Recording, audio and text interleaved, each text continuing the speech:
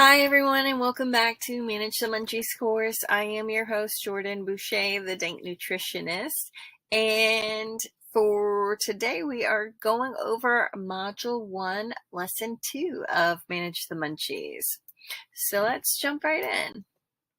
So today we're talking about SMART goals.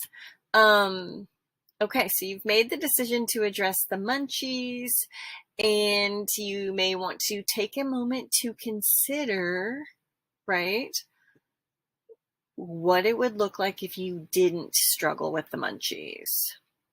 How would it feel? Would you rather be doing something else than worrying about the munchies? Or what would you rather be doing than worrying about the munchies? How would your life be different? How would it be better? So this is all just kind of, trying to really feel what it would be like if you didn't struggle with the munchies. Because you've signed up for the course. It's finding the motivation to stick with working on it, right?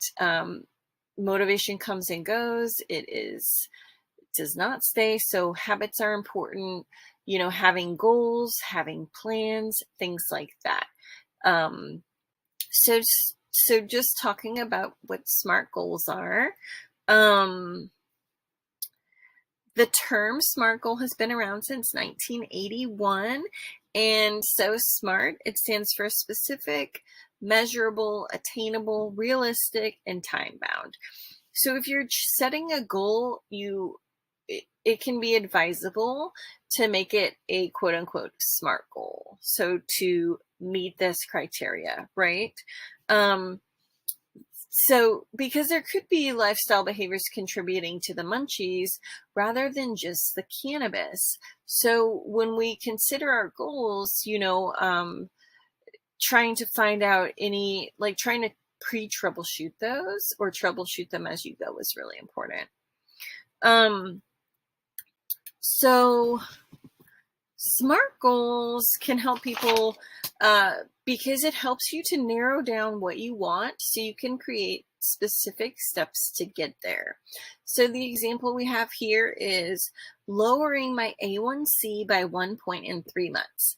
A1C is a unit of measurement when it comes to health. It's the average of what your blood sugar is for 3 months, basically.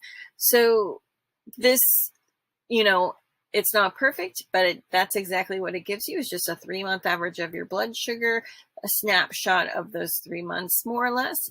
So this is helpful if people struggle with diabetes or even pre-diabetes, things like that. So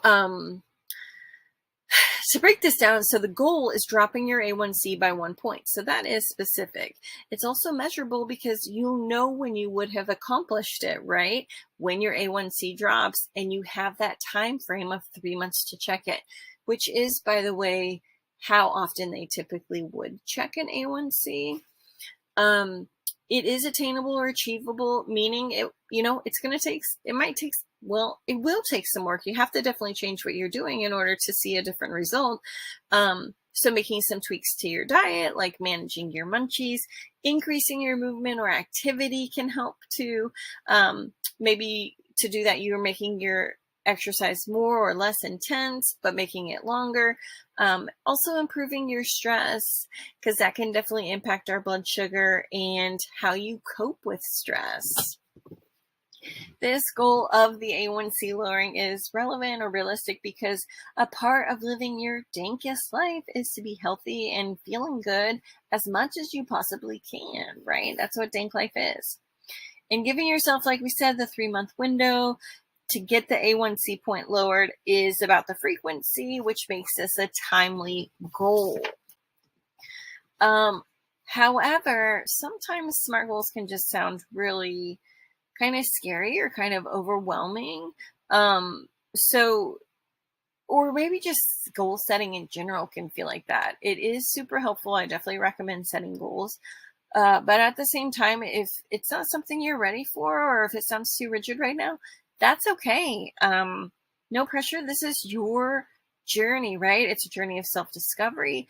If you aren't psyched about setting a SMART goal right now, that's okay. Just think about it. Maybe, Google or search on social media for some examples of SMART goals. And revisit the idea in a few weeks. And whether or not you decide to set a SMART goal, that's up to you. It just may help you to stay on track and to keep your motivation, your reason why behind you, kind of in the forefront, right?